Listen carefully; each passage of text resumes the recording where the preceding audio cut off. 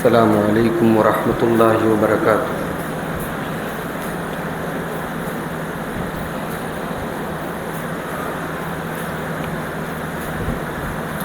الحمد للہ نحمده ونستعینه ونستغفره ونعوذ باللہ من شرور انفسنا ومن سیئات اعمالنا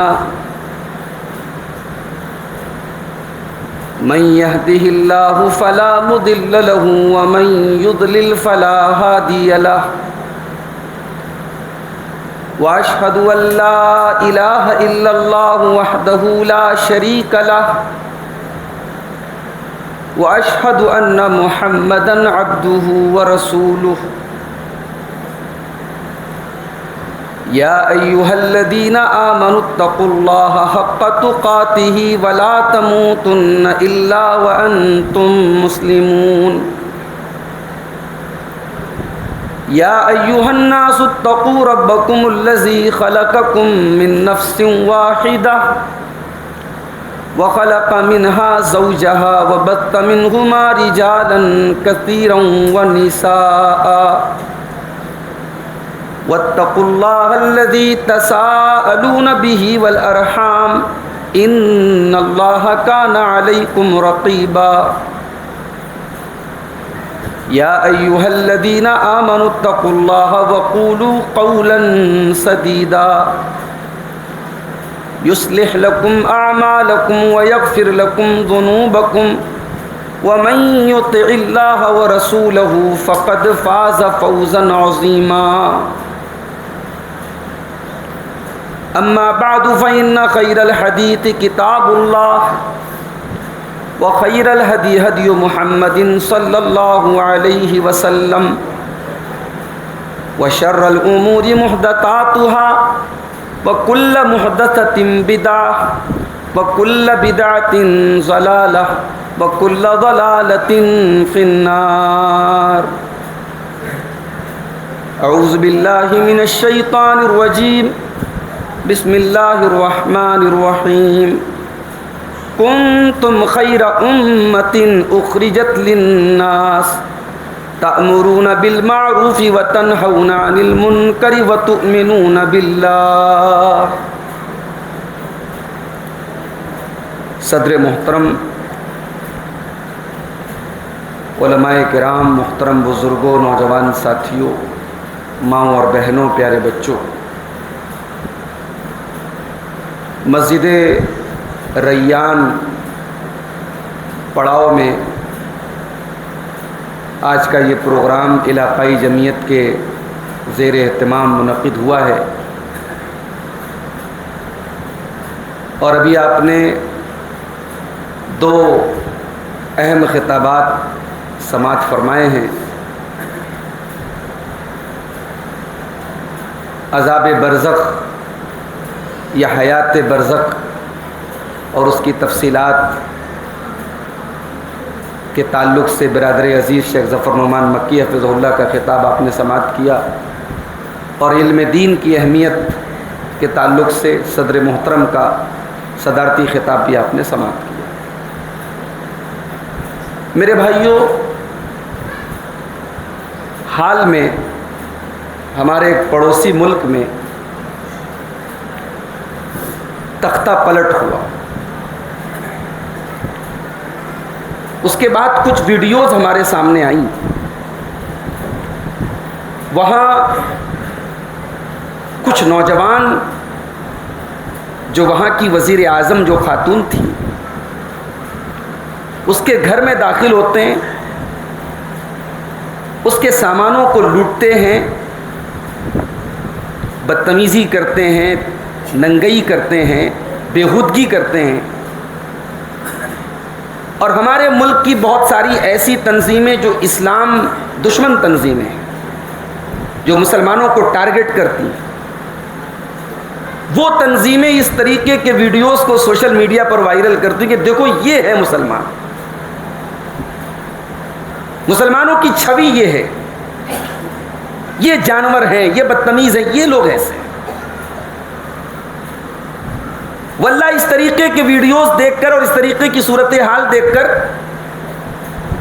انسان سوچنے پر مجبور ہو جاتا ہے کہ ہم دنیا کے سامنے اسلام کی کیا شکل پیش کر رہے ہیں. اور وہ تو پڑوسی ملک کا معاملہ تھا. ہم اور آپ اپنے گرد و پیش پر نظر ڈالیں کہ ہم ایک قوم کی حیثیت سے ہم کیا ہیں. میں پڑاؤ بائک لے کر آیا, گاڑی لے کر کے آیا, اور آپ کی مسجد سے کافی دوری پر مجھے اپنی بائک روکنی پڑی. ساری بستی مسلمانوں کی ہے, سارے گھر مسلمانوں کے ہیں تقریباً, لیکن گلیوں میں اتنی جگہ بھی نہیں ہے کہ انسان بائک لے کے جا سکے. کوئی تنظیم نہیں, کوئی ترتیب نہیں, زندگی گزارنے کا کوئی سلیقہ نہیں. سب کو معلوم ہے کہ کل ہمارے گھر میں ایمرجنسی ہو جائے, کسی عورت کی ڈیلیوری کا معاملہ آ جائے, کوئی بیمار آ جائے, ایمبولینس آنا تو بڑی دور کی بات ہے, کار آنا تو بڑی دور کی بات ہے. آپ کے دروازے سے بیمار کو آپ بائک سے نہیں لے کے جا سکتے. آپ غیر مسلموں کے علاقے میں جا کے دیکھ لیں بھائی, ان کی کالونیاں, ان کی بستیاں, ان میں سلیقہ ہے, تہذیب ہے, صفائی ہے, ستھرائی ہے. تو ہم ایک قوم کی حیثیت سے ہم رونا روتے صاحب حکومت ہمارے ساتھ بڑا ظلم کر رہی ہے, فلاں نے ہمارے ساتھ بڑی نہ. ارے ہمارے ساتھ کسی نے ظلم نہیں کیا, ہم نے خود اپنے ساتھ ظلم کیا ہے. ہماری قوم کے نوجوانوں کا کیا حال ہے؟ آج سنڈے کا دن ہے, راجہ پورا سے پڑاؤ آتے آتے کتنی بائکیں میری نظر سے ایسی گزری ہیں کہ بائک سوار جو ہے وہ دکھنے میں غیر مسلم لگ رہا ہے اور پیچھے نقاب پوش لڑکی بیٹھی ہوئی. معاف کیجئے گا, سنڈے کا دن جو ہے یہ چھٹی کا دن نہیں, یہ بے حیائی کا, بدکاری کا دن بنتا چلا جا رہا ہے. ہماری قوم کا نوجوان کہاں جا رہا ہے؟ کون سے شراب کے اڈے ہیں جہاں ہماری قوم کے نوجوان نہیں پائے جا رہے؟ کون سا زنا کا اڈا ہے جہاں ہماری قوم کے نوجوان نہیں پائے جا رہے؟ ہماری قوم کی بیٹیاں کہاں جا رہی ہیں؟ ابھی حال میں بنارس سے بہت قریب ایک شہر ہے, مئو کا شہر, ایک واقعہ وہاں سے آیا, ایک حادثہ وہاں آیا.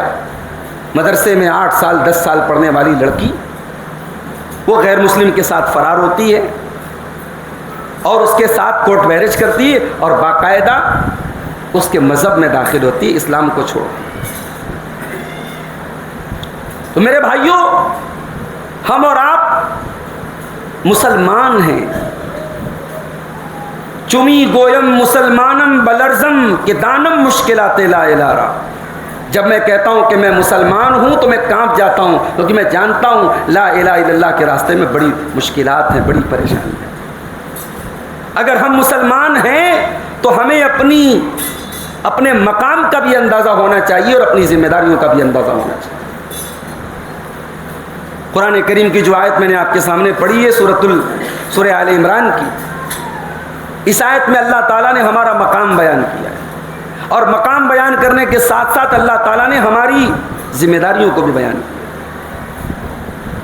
کنتم خیر امۃ اخرجت للناس, اے مسلمانوں تم دنیا کی سب سے بہترین امت ہو, سب سے اچھی امت ہو. اخرجت للناس, تمہیں برپا کیا گیا ہے, تمہیں نکالا گیا ہے انسانیت کو کچھ دینے کے لیے. تم انسانیت کے کھیونہار بن کے آئے ہو, تم دنیا کو کچھ دینے کے لیے آئے ہو.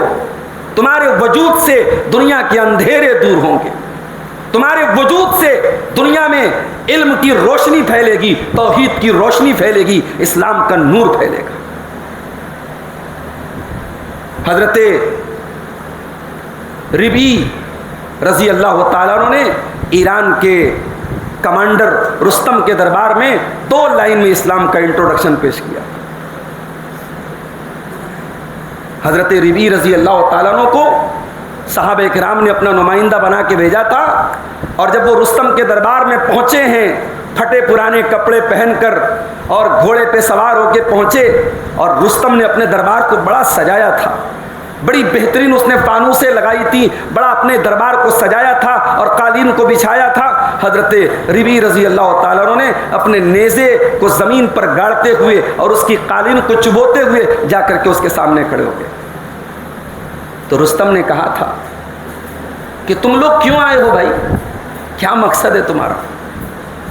تو حضرت ربیع ابن حارث رضی اللہ تعالیٰ نے جواب دیا تھا، جئنا لنخرج العباد من عبادت العباد الى عبادت اللہ۔ اے رستم کان کھول کے سن لے، ہم اس لیے آئے ہیں تاکہ اللہ کے بندوں کو بندوں کی غلامی سے نکال کر اللہ کی بندگی کی طرف لے کے جائیں۔ ومن جور الادیان الى عدل الاسلام، اور دنیا کے باطل مذاہب کے ظلم و ستم سے نکال کر اسلام کی شیتل چھایا میں لے کے جائیں۔ ومن ضیق الدنیا الى سعۃ الاخرہ، اور دنیا کی تنگیوں سے نکال کر آخرت کی وسعتوں کی طرف لے کے جائیں۔ ہم اس لیے آئے ہیں یہاں پہ۔ تو ہمارا ایک مقام ہے میرے بھائی، ہم دنیا کو کچھ دینے کے لیے آئے ہیں۔ تامرون بالمعروف وتنہون عن المنکر، اے مسلمانوں ہر دور میں تمہارا یہ کام ہونا چاہیے، تم نیکیوں کا حکم دیتے ہو اور برائیوں سے روکنے کا کام کرتے ہو۔ وتؤمنون باللہ، اور اللہ تبارک و تعالیٰ کی توحید پر تم ایمان رکھتے ہو۔ تمہاری پہچان تمہاری توحید، تمہاری پہچان تمہارا عقیدہ۔ اور آج مسلمان کی کیا پہچان ہے؟ مسلمان کی پہچان قبر پرستی، مسلمان کی پہچان درگاہوں پر سر جھکانا، مسلمان کی پہچان شب برات، مسلمان کی پہچان شرک و بدعت کے مظاہر، مسلمان کی پہچان قبر پرستی اور مزار پرستی۔ اللہ کہہ رہا ہے تمہاری خصوصیت تمہارا ایمان ہے، تمہاری خصوصیت تمہاری توحید ہے، تمہارا عقیدہ ہے۔ مسلمان اپنے عقیدے توحید سے ہی آج ہاتھ دھو کے بیٹھا ہے۔ مسلمان یہ سمجھتا ہم نے کلمہ پڑھ دیا ہم شرک پروف ہو گئے، اب ہم شرک نہیں کر سکتے، اب تو صاحب ہم تو مسلمان ہیں، ہم کہیں پر بھی سر جھکائیں، کسی کے بھی نام پر جانور ذبح کر دیں، ہماری اللہ کیا پکڑ نہیں ہوگی۔ مولانا حالی نے بڑا سچا دکھڑا رویا تھا، ان کو یہ دکھڑا روئے ہوئے 100 سال ہو گئے، مگر آج ایسا لگتا ہے کہ آج کے زمانے کو دیکھ کر کے وہ یہ بات کہہ رہے ہیں۔ کہا تھا کہ کرے غیر گر بت کی پوجا تو کافر، کواکب میں مانے کرشمہ تو کافر، جھکے آگ پر بہرے سجدہ تو کافر، جو ٹھہرائے بیٹا خدا کا تو کافر، مگر مومنوں پر کشادہ ہیں راہیں، پرستش کریں شوق سے جس کی چاہیں، نبی کو جو چاہیں خدا کر دکھائیں، اماموں کا رتبہ نبی سے بڑھائیں، مزاروں پہ جا جا کے نظریں چڑھائیں، شہیدوں سے جا جا کے مانگے دعائیں، نہ توحید میں کچھ فرق اس سے آئے، نہ اسلام بگڑے نہ ایمان جائے۔ مسلمان کا ایمان بڑا پکا ہے صاحب، وہ کہیں پر بھی سر جھکا دے اس کے ایمان میں کوئی فرق نہیں آنے والا ہے۔ نہیں میرے بھائی، اپنے عقیدے اور اپنے ایمان کی حفاظت کیجیے۔ اللہ کہہ رہا ہے تمہاری خصوصیت ہے وَتُؤْمِنُونَ بِاللَّهِ، تم اللہ کے اوپر ایمان رکھو۔ قرآن کریم کی ایک بڑی چھوٹی سی سورت ہے، ہم سب کو یاد بھی ہوگی، سورت ماعون۔ قرآن کریم کے 30ویں پارے میں ایک سورت ہے سورت الماعون، اس سورت کو بھی ہمیشہ اپنے سامنے ہمیں رکھنا چاہیے۔ سماج میں ایک طبقہ ایسا بھی ہے جو عبادات کو دین سمجھتا ہے، معاملات سے کوئی مطلب نہیں، اخلاق سے کوئی مطلب نہیں، لین دین میں کرپٹ، اخلاق میں کرپٹ، بھائی بھائی کا پرسان حال نہیں، باپ بیٹے کا پرسان حال نہیں، بہن بھائی بہن کا پرسان حال نہیں، اور صاحب 5 ٹائم کے نمازی ہیں اور سمجھتے کہ ہم نے دین کا حق ادا کر۔ عبادات دین کا بڑا اہم حصہ ہے، مگر عبادات پر دین ختم نہیں ہے، یہ بات یاد رکھیے۔ ہمارے دین کے بہت سارے حصے ہیں، اس میں ایک حصہ عبادات کا ہے۔ ہمارے دین میں معاملات بھی شامل ہیں، آپ شادی بیاہ کرتے ہیں، آپ لین دین کرتے ہیں، آپ رشتہ ناطہ کرتے ہیں، وہ بھی دین کا حصہ ہے میرے بھائی، آپ آزاد نہیں ہیں اس کے معاملے میں۔ أَرَأَيْتَ الَّذِي يُكَذِّبُ بِالدِّينِ فَذَلِكَ الَّذِي يَدُعُّ الْيَتِيمَ وَلَا يَحُضُّ عَلَى طَعَامِ الْمِسْكِينِ۔ اے نبی کیا آپ نے اس انسان کو دیکھا جو دین کو جھٹلاتا ہے، جو قیامت کے دن کو جھٹلاتا ہے، جو حساب کے دن کو جھٹلاتا ہے؟ فَذَلِكَ الَّذِي يَدْعُو الْيَتِيمَ، جو یتیموں کو دھکے دیتا ہے. اگر آپ اپنے آپ کو دیندار کہتے ہیں اور کسی یتیم کے ساتھ آپ کا سلوک بے رحم ہے، بے رحمانہ ہے، ظالمانہ ہے، تو آپ کو اپنے دین پر نظر ثانی کرنے کی ضرورت ہے. اسی سماج میں ہم دیکھتے ہیں باپ کی زندگی میں بیٹا مر گیا، چچا لوگوں نے فوراً ان کو مسئلہ یاد آ گیا، ارے تمہارا حصہ نہیں بنتا ہے دادا کی جائیداد میں. شریعت کا کیسے مس یوز ہم کرتے ہیں میرے بھائی. جو شریعت بہن کو حصہ دینے کے ٹائم یاد نہیں آئی، بیٹی کو حصہ دینے کے ٹائم یاد نہیں آئی، بھتیجوں کو محروم کرنے کے ٹائم وہ شریعت پھٹ سے یاد آ گئی. سینکڑوں مثالیں ہمارے سامنے موجود ہیں. چچا لوگ یہ بھی نہیں سوچتے کہ یہ ہمارا یتیم بھتیجا ہے. ضروری تو نہیں ہے کہ ہر چیز ڈنڈے اور قانون کے بل پہ بنوائی جائے. میں تو کبھی کبھی سوچتا ہوں کہ شریعت کا یہ قانون بھی ہمارے دین اور ایمان کو پرکھنے کے لیے بنایا گیا ہے کہ تمہارا بھائی مرا ہے اور اسی بھائی کے یتیم بچے ہیں. اب دیکھنا یہ ہے کہ تمہارے سینے میں انسانیت ہے کہ نہیں، تمہارے سینے میں دھڑکتا ہوا دل ہے کہ نہیں. بڑے دیندار ہو صاحب اور یتیم کے ساتھ ایسا سلوک کرتے ہو. اللہ تبارک و تعالیٰ نقلی دینداری کی کلئی کھول رہا ہے. ارائیت الذی یکذب بالدین، اے نبی آپ نے دیکھا اس انسان کو جو دین کو جھٹلاتا ہے. فذلک الذی یدعو الیتیم، یتیم کو دھکے دیتا ہے. ولا یحض علی طعام المسکین، اور مسکینوں کو کھانا نہیں کھلاتا ہے. آپ کھانا کھا رہے ہیں اور آپ کا پڑوسی، ہم نے لاک ڈاؤن میں دیکھا عورتوں نے جسم بیچے، لوگوں نے یعنی اپنے گھر کی چیزیں بیچ کر اپنے پریوار چلائے ہیں. اسی ملک میں اور اسی روئے زمین پر ایسے پریوار اور ایسے لوگ بھی ہیں میرے بھائی. اگر اس ماحول میں اور اس دور میں بھی اگر ہمیں صرف اپنی اور اپنے پریوار کی پڑی رہی اور سماج کے ان بھوکوں کا درد ہمارے دل میں نہیں ہے تو اس کا مطلب ہم نے اسلام کو نہیں سمجھا. ولا یحض علی طعام المسکین، جو غریبوں کو کھانا کھلانے پر ابھارتا نہیں ہے. فویل للمصلین، نماز پڑھنے والوں کے لیے بھی بربادی ہے. بربادی ہے نماز پڑھنے والوں کے لیے. پورے قرآن میں اللہ تعالیٰ نے اتنا سخت انداز کہیں نہیں اپنایا ہے کہ نماز پڑھنے والوں پر اللہ تعالیٰ نے ویل کا لفظ استعمال کیا.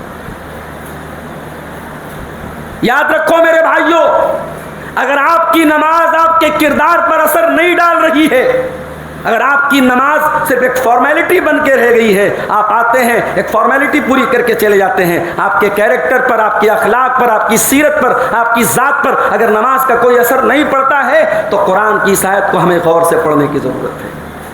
فویل للمصلین، بربادی ہے ایسے نماز پڑھنے والوں کے لیے. الذین هم عن صلاتهم ساہون، جو اپنی نماز سے بے خبر ہیں.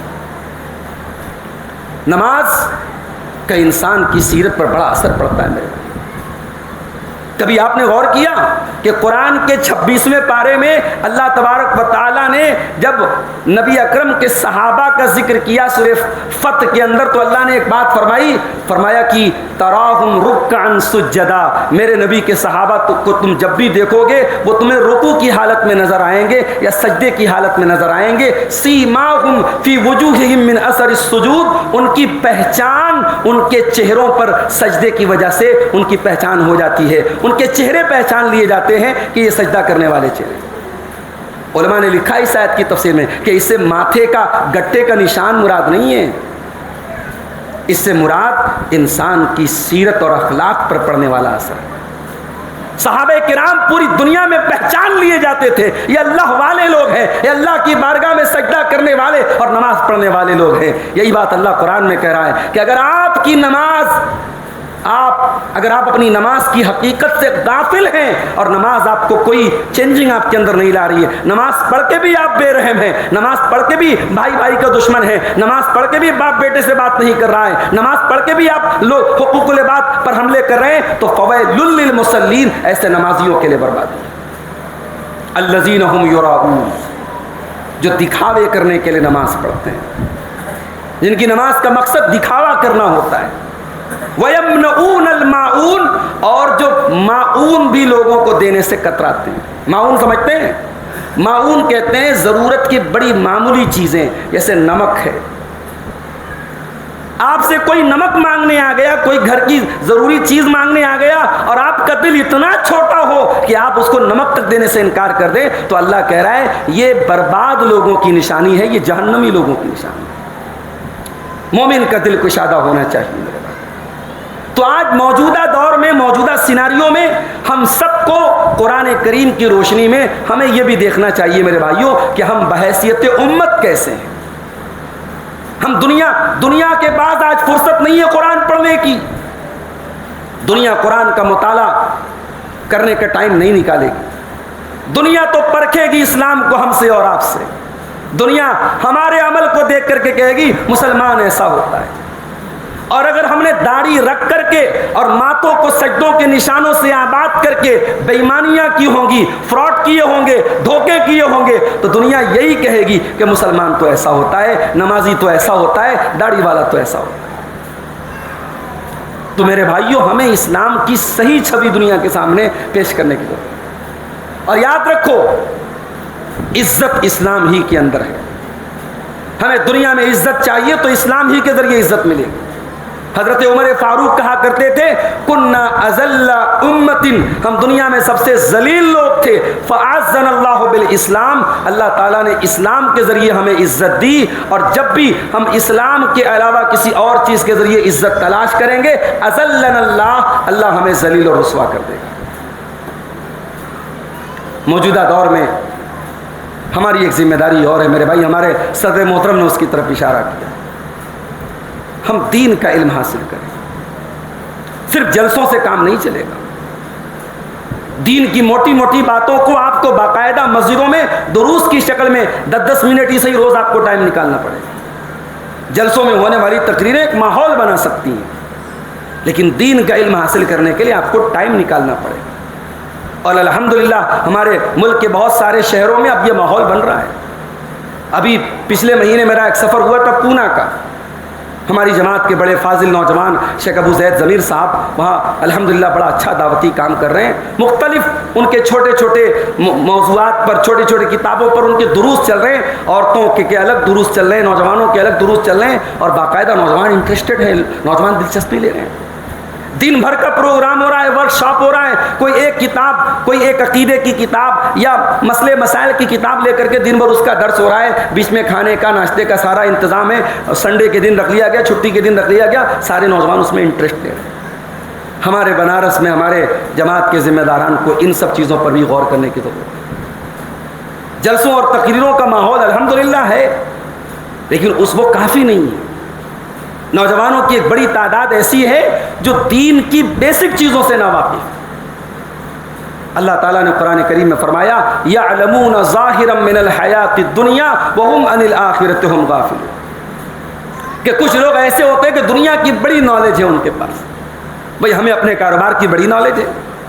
ساڑی کے کام کرنے والے کپڑے کو چھو کے بتا دیتے ہیں کہ کون سا دھاگا لگا ہوا ہے, کتنی پک ہے, کتنا 1 انچ میں کتنے اس میں جو ہے کھیوے پڑے ہیں, ساری ڈیٹیل بتا دیں گے آپ کو. بڑی تفصیلات ان کو معلوم ہے, مگر آپ ان سے 2 رکعت نماز کا طریقہ پوچھ لے نہیں بتا پائیں گے.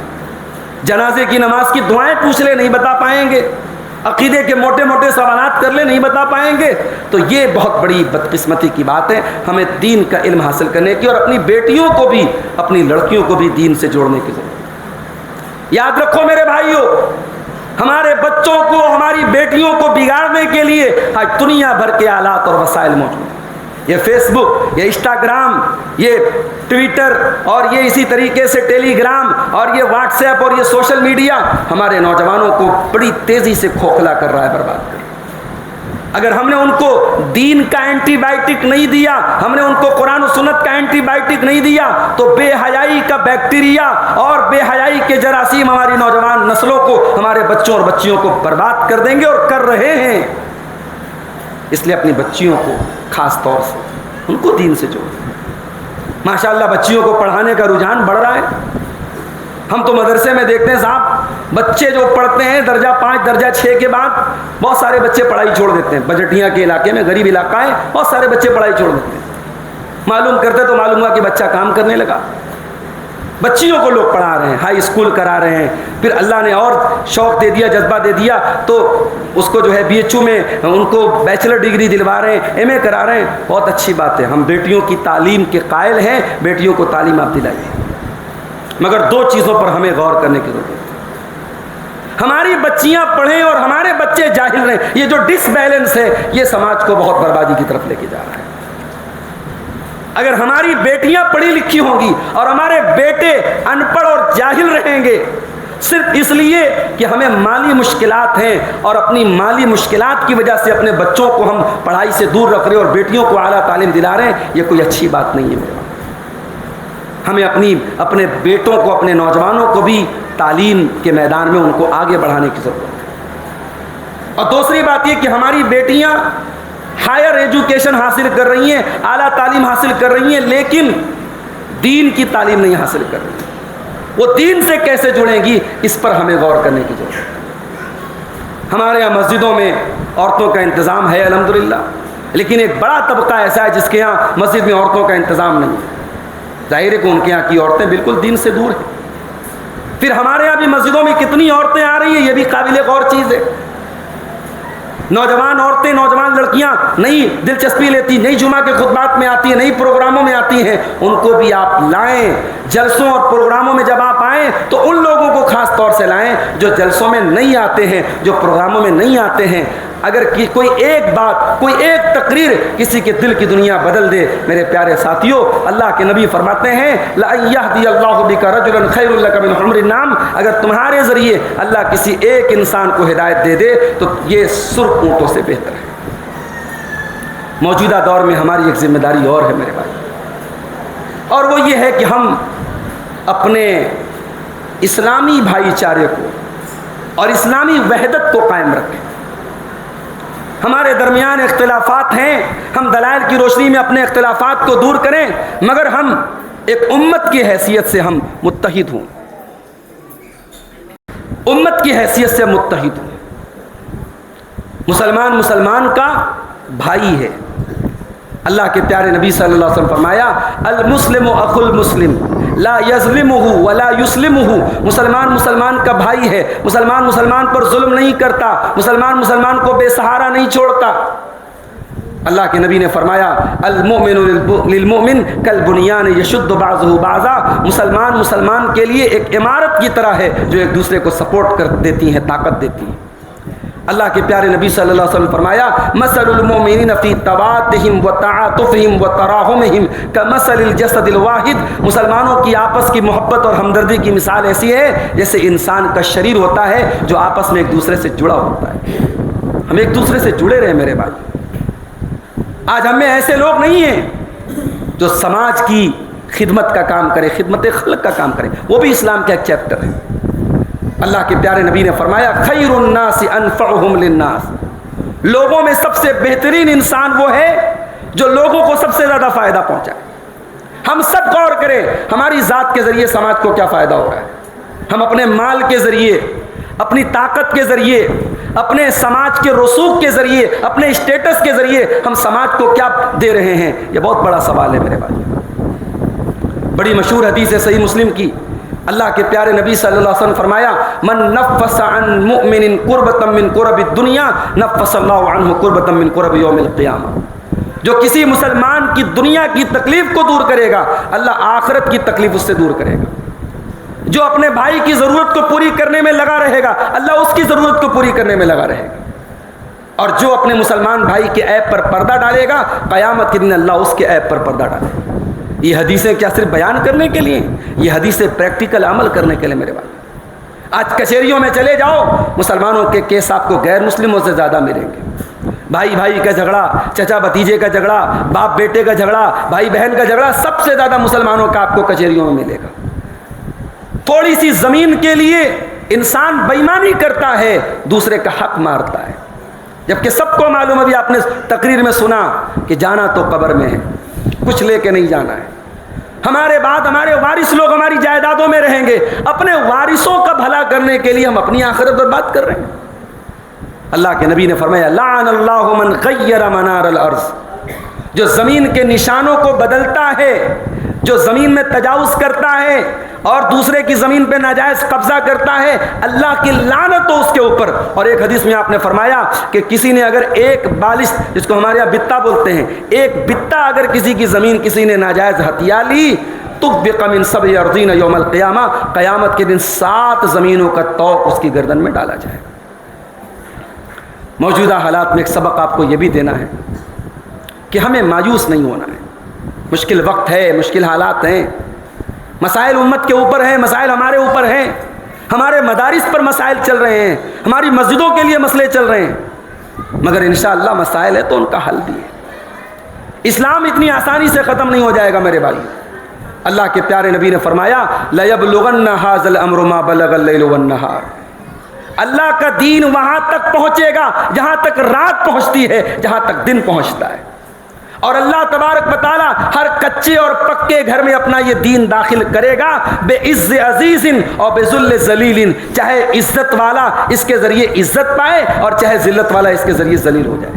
جو اسلام کو قبول کرے گا اللہ اسے عزت دے گا، جو اسلام کو قبول نہیں کرے گا اللہ اسے ذلیل کرے گا، مگر اسلام کو پہنچنا ہے ہر گھر تک۔ تو ہمیں مایوس نہیں ہونا ہے میرے بھائی۔ ہمارے نبی صلی اللہ علیہ وسلم جب ہجرت کا سفر کر رہے تھے، سراقہ ابن مالک نے آپ کا پیچھا کیا، اللہ کے نبی نے بغیر مڑے دعا کی اللہ سے، اللہ تو اس کے لیے کافی ہو جا۔ سراقہ کا گھوڑا زمین میں دھس گیا، سراقہ گھوڑے سے اترا، آ کر کے اللہ کے نبی سے معافی مانگی۔ تو اللہ کے پیارے نبی نے حضرت سراقہ ابن مالک سے کہا کہ اے سراقہ، وہ دن بھی تیری زندگی میں آئے گا جب کسرا کے کنگن تیرے ہاتھ میں آئیں گے۔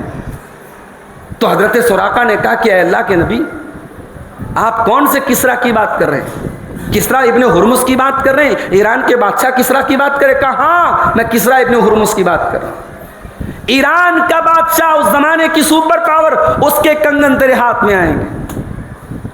سراقہ ابن مالک کے لیے یہ بڑی اچنبے کی بات تھی، حیرت کی بات تھی۔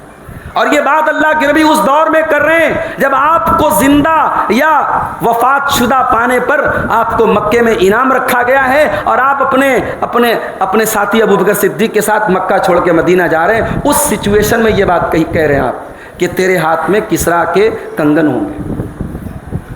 جب حضرت عمر فاروق کے دور میں ایران فتح ہوا اور کسرا کے کنگن بھی مال غنیمت میں آئے، اور کسرا کے کنگن جب حضرت سراقہ ابن مالک کے سامنے لائے گئے، انہوں نے کہا کہ اللہ کے پیارے نبی کی پیشن گوئی آج پوری ہو۔ میرے بھائیو، اللہ کے نبی اس مشکل ٹائم میں جب آپ اپنے وطن کو چھوڑ کے جا رہے ہیں، اپنا وہ وطن جہاں آپ پیدا ہوئے اور جہاں آپ آخری نظریں ڈال کے آپ دیدہ ہو کے کہتے ہیں کہ اے مکہ تو مجھے سب سے زیادہ پیارا ہے، اگر تیرے باشندے مجھے نکلنے پر مجبور نہ کرتے تو میں تجھے چھوڑ کے نہ جاتا۔ اس مکہ کو چھوڑ کے جا رہے ہیں، مگر اس مشکل وقت میں یہ اللہ کے پیارے نبی نیک امید رکھ رہے ہیں، اچھی امید رکھ رہے ہیں۔ تو اس ملک میں میرے بھائیوں ہمیں اور آپ کو اچھی امید رکھنا ہے۔ ہاں، ہمیں اپنے دین پر قائم رہنا ہے، اپنے اخلاق اور اپنے کردار کو سنوارنا ہے، اسلام کی صحیح چھوی دنیا کے سامنے پیش کرنا ہے۔ اور آپ یہ ایک بات یاد رکھیے، اسلام کتابوں کے ذریعے بعد میں پھیلا ہے، اسلام پہلے کردار کے ذریعے پھیلا ہے۔ مائی خدیجہ کے پاس جب اللہ کے پیارے نبی آئے پہلی وحی کے بعد، اور آپ گھبرائے ہوئے تھے، اور آپ نے مائی خدیجہ سے کہا کہ اے خدیجہ مجھے ڈر ہے کہیں میری جان نہ چلی جائے، تو حضرت خدیجہ نے کیا کہا تھا؟ کہا تھا کلا واللہ ما یخزیک اللہ ابدا، اے میرے سرتاج، اللہ آپ کو کبھی رسوا نہیں کرے گا، اللہ کبھی آپ کو ذلیل نہیں کرے گا۔ انک لتصل الرحم وتکسب المعدوم وتقری الضیف وتعین علی نوائب الحق، اے میرے سرتاج، آپ رشتہ داروں کے ساتھ رشتہ جوڑتے ہیں، آپ بے سہاروں کے سہارا ہیں، بیکاروں کو کام دلاتے ہیں، لوگوں کے کام آتے ہیں، آپ جیسے انسان کو اللہ ذلیل و رسوا نہیں کرے گا۔ یہ پیارے نبی کے اخلاق تھے جن کی بنیاد پر حضرت خدیجہ نے گارنٹی دی تھی اللہ آپ کو رسوا نہیں کرے گا۔ یہ اخلاق ہمیں اور آپ کو بھی اپنے اندر اپنانے کی ضرورت ہے، اور یہ اخلاق اگر ہم نے اپنا لیا، ہم رشتوں کو جوڑنے والے بن گئے، بیکار لوگوں کے کام آنے والے بن گئے، بے سہارا لوگوں کے سہارا بننے والے بن گئے۔ اگر اپنے نبی کے اخلاق کو ہم نے اپنا لیا تو حضرت خدیجہ نے جو بات کہی تھی وہ انشاءاللہ ہمارے اوپر بھی سیٹ ہوگی کہ اللہ ہمیں کبھی رسوا اور ذلیل نہیں کرے گا۔ اور آخری بات یہ ہے میرے پیارے ساتھی کہ اس دور میں یہ فتنوں کا دور ہے، اور ابن تیمیہ رحمۃ اللہ علیہ نے کہا تھا کہ دو قسم کے فتنے سب سے بڑے فتنے ہوتے ہیں، ایک شہوت کا فتنہ اور ایک شبہات کا فتنہ۔ اور اس وقت ہمارے نوجوانوں کو یہ دونوں فتنے بڑی تیزی سے اپنی چپیٹ میں لے رہے ہیں۔ بڑے اچھے اچھے نوجوان یوٹیوب کے بعض اسپیکروں کو اور اسکالروں کو سن کر کے آج عذاب قبر کا انکار کر رہے ہیں۔ بڑے اچھے اچھے دیندار نوجوان جو کل صف اول میں رہتے تھے، آج بعض لوگوں کی تقریریں سن کر کے کہتے ہیں صاحب حضرت معاویہ نے تو بڑے غلط سلط کام کیے، انہوں نے تو حضرت حسن کو زہر دیا تھا، انہوں نے یہ کیا تھا، انہوں نے وہ کیا تھا۔ اللہ کے بندے، ابھی تو جمعہ 8 دن ہوا ہے، تو علم کی دنیا میں آیا ہے اور کسی کی باتیں سن کر کے تو نبی کے صحابی پر انگلی اٹھا رہا ہے۔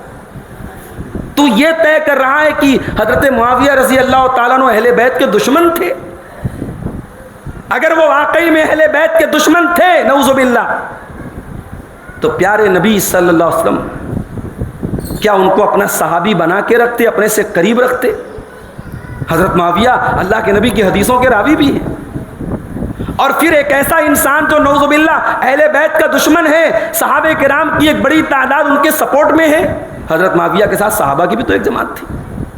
پھر تیسرا سوال کہ اگر حضرت معاویہ کا کردار ایسا نگیٹو کردار تھا نعوذ باللہ، تو پھر پیارے نبی نے جب حضرت حسن نے حضرت معاویہ کے ہاتھ پہ صلح کر لی تو پیارے نبی نے اس صلح کی تعریف کیوں کی؟ آپ نے کیوں فرمایا کہ اللہ میرے اس بچے کے ذریعے مسلمانوں کی دو جماعتوں کے درمیان صلح کرائے گا؟ اگر حضرت معاویہ باغی تھے، اہل بیت کے دشمن تھے، علی مرتضیٰ کے دشمن تھے، حسنین کے دشمن تھے، تو اس صلح کی تعریف نہ کرتے پیارے نبی، بلکہ پیارے نبی تو لڑائی کی تعلیم دیتے کہ ہاں معاویہ سے جنگ ہونی چاہیے۔ ہمارے نوجوانوں کو یہ بات سمجھ میں نہیں آتی، کوئی آتا ہے پٹی پڑھاتا ہے اور ہمارا نوجوان حضرت معاویہ کے بارے میں بکواس کرنے لگتا ہے، صحابہ کے بارے میں بکواس کرنے لگتا ہے۔ دین کی وہ چیزیں جو دین کے بالکل قطعی نصوص سے ثابت ہیں، ہمارا نوجوان ان کا انکار کرنے لگتا ہے۔ تو میرے بھائیوں، آپ بیمار ہوتے ہیں تو آپ جھولا چھاپ ڈاکٹر کے پاس نہیں جاتے۔ آپ ایسا نہیں کہ کوئی اچھا بورڈ لگا کے بیٹھا ہے اور کہہ رہا ہے کہ صاحب آ جاؤ میں دوائی اچھی دوں گا تو آپ اس کو جا کے دکھا لیں، نہیں۔ دل کا معاملہ ہے تو آپ کارڈیولوجسٹ کے پاس جاتے ہیں، پیٹ کا مسئلہ ہے تو گیسٹرولوجسٹ کے پاس جاتے ہیں، آپ ہڈی کا مسئلہ ہے تو آپ ہڈی کے ڈاکٹر کے پاس جاتے ہیں، نس کا مسئلہ ہے تو نیورولوجسٹ کے پاس جاتے ہیں، آپ کینسر کا مسئلہ ہے تو مالوی ہاسپٹل میں جاتے ہیں۔ آپ اپنی بیماریوں کے تعلق سے اتنے ہوشیار ہیں اور دین کے تعلق سے آپ اتنے زیرو ہیں کہ آپ کسی سے بھی دین کا علم حاصل کرنے لگتے ہیں اور اسے اپنا امام بنا لیتے ہیں۔ تو یہ دور، اس دور میں ایک بہت بڑا فتنہ ہمارے نوجوانوں کے لیے ہے۔ اور دوسرا فتنہ ہے شہوت کا فتنہ۔ نوجوان کے اندر ظاہر کی شہوت ہے، چاہے لڑکا ہو چاہے لڑکی ہو، اور اسی شہوت کو پورا کرنے کے لیے اسلام میں نکاح کا سسٹم ہے، اور آج ہم نے نکاح کو مشکل بنا دیا ہے اور ناجائز راستے ہزاروں ہیں۔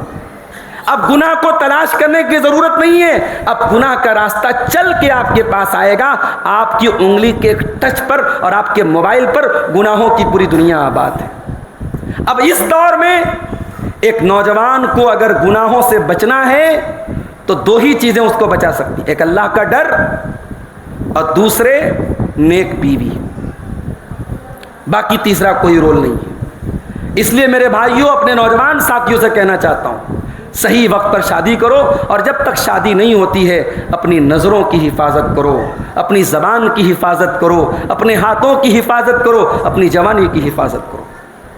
اللہ کے پیارے نبی صلی اللہ علیہ وسلم فرمایا، صحیح مسلم کی روایت ہے کہ انسان کے مقدر میں جو زناکاری لکھی ہوتی ہے انسان وہ کرتا ہے۔ فالعینان زناہما النظر، آنکھوں کا زنا غلط چیزوں کو دیکھنا ہے، کانوں کا زنا غلط چیزوں کو سننا ہے، زبان کا زنا غلط چیزوں کو منہ سے نکالنا ہے، ہاتھوں کا زنا غلط چیزوں کو چھونا ہے، پیروں کا زنا غلط چیزوں کی طرف چل کے جانا ہے۔ والقلب یہوی ویتمنا، اور انسان کا دل غلط چیز کی تمنا اور آرزو کرتا ہے۔ والفرج یصدق ذلک او یکذبہ، اور شرمگاہ انسان کی بات کی تصدیق کرتی ہے یا جھٹلا دیتی ہے۔ تو میرے بھائیوں، اگر اپنے آپ کو بدکاری سے بچانا ہے تو اپنی آنکھوں کی بھی حفاظت کرنی پڑے گی، اپنے کانوں کو گندی چیزوں کو سننے سے بچانا بچانا ہوگا، اپنے پیروں کو غلط جگہوں پہ جانے سے بچانا ہوگا، اپنی زبان کو بیہودہ باتوں کو نکالنے سے بھی بچانا پڑے گا۔ اپنے نوجوان بھائیوں کو یہ پیغام دیتا ہوں کہ شہوت کے فتنے سے اپنے آپ کو بچائیں، اور شہوت کے فتنے سے اگر بچانا ہے، بہت بڑا نسخہ آپ کو بتا رہا ہوں جو قرآن کا نسخہ ہے، نماز کی پابندی کرو، نماز کی پابندی کرو۔ ایسی پابندی نہیں کہ پڑھ لیا تو پڑھ لیا، ورنہ شادی میں چلے گئے نماز چھوڑ دیا، دوستوں کے ساتھ بیٹھے تو نماز چھوڑ دیا، دکان پہ بیٹھے تو نماز۔ ایسی پابندی کہ رجال اللہ تلہیہم تجارۃ ولا بیع عن ذکر اللہ، کوئی کاروبار آپ کو نماز سے غافل نہ کرے، کوئی کام دھندا آپ کو نماز سے غافل نہ کرے۔ اور نماز کی یہ پابندی جب آپ کے اندر آئے گی، اللہ قرآن میں کہتا ہے ان الصلاۃ تنہی عن الفحشاء والمنکر، یہ نماز آپ کو بے حیائی سے روکے گی، یہ نماز آپ کو برائی سے روکے گی۔ اور قرآن کے 16ویں پارے میں اللہ نے اپنے نبیوں کا ذکر کرنے کے بعد فرمایا کہ میرے نبیوں کے جانے کے بعد ایسے نالائق لوگ آئے، فخلف من بعدہم خلف اضاعوا الصلاۃ، ایسے نالائق لوگ آئے جنہوں نے نمازوں کو برباد کیا، واتبعوا الشہوات، اور اپنی شہوتوں کی پیروی کی۔ اس آیت سے ثابت ہوا کہ جب نمازوں کو برباد کیا جاتا ہے تب انسان شہوتوں کا پیروکار ہو جاتا ہے، شہوتوں کا غلام ہو جاتا ہے۔ تو شہوت کی غلامی سے اگر بچنا ہے، شہوت کے فتنوں سے اگر بچنا ہے، تو میرے نوجوان ساتھیوں نماز کی پابندی کیجئے، اور اپنے گھر میں بھی نماز کا ماحول بنائیے، مائیں بہنیں بھی ہماری نماز کی پابندی کریں۔ موجودہ حالات میں یہ ہمارے چند کرنے کے کام ہیں، اور چونکہ مغرب کا وقت بالکل قریب ہو چلا ہے، اسی پر ہم اپنی بات کو ختم کرتے ہوئے دعا کرتے ہیں، رب العالمین ہمیں اپنی کمیوں کو ٹٹولنے کی اور اپنی اصلاح کرنے کی توفیق عطا فرمائے۔ ہمارے وہ بھائی جو کسی بھی طریقے سے اسلام کی غلط شبیہ اور چھوی دنیا کے سامنے پیش کر رہے ہیں، رب العالمین انہیں سمجھ دے اور انہیں اسلام پر صحیح طریقے سے عمل پیرا ہونے کی توفیق عطا فرمائے۔ ہمارے وہ بھائی جو عقیدہ توحید سے دور ہیں، جو اللہ تعالیٰ کی توحید کے عقیدے سے ہٹے ہوئے ہیں اور غیر اللہ کے دروں پہ جا کے اپنے سروں کو جھکا رہے ہیں، اللہ ہمارے ان بھائیوں کو توحید کے راستے پہ آنے کی توفیق عطا فرمائے۔ اللہ تعالیٰ ہمیں سے جو بیمار ہیں ان کو شفائے کامل عاجل عطا فرمائے، جو روزی روٹی سے پریشان ہیں اللہ ان کے کاروبار میں برکت نصیب فرمائے۔ رب العالمین ہمیں ظالموں کے ظلم سے، شریروں کے شر سے محفوظ رکھے۔ رب العالمین جہاں بارش کی کثرت سے تباہی ہے وہاں کی بارش دوسرے علاقوں میں پھیر دے، اور جہاں بارش کی ضرورت ہے اللہ وہاں رحمتوں والی بارش نازل فرما دے، آمین۔ ربنا تقبل منا انك انت السميع العليم وتب علينا انك انت التواب الرحيم، وصلى الله تعالى على نبينا محمد وعلى اله وصحبه اجمعين، والسلام عليكم۔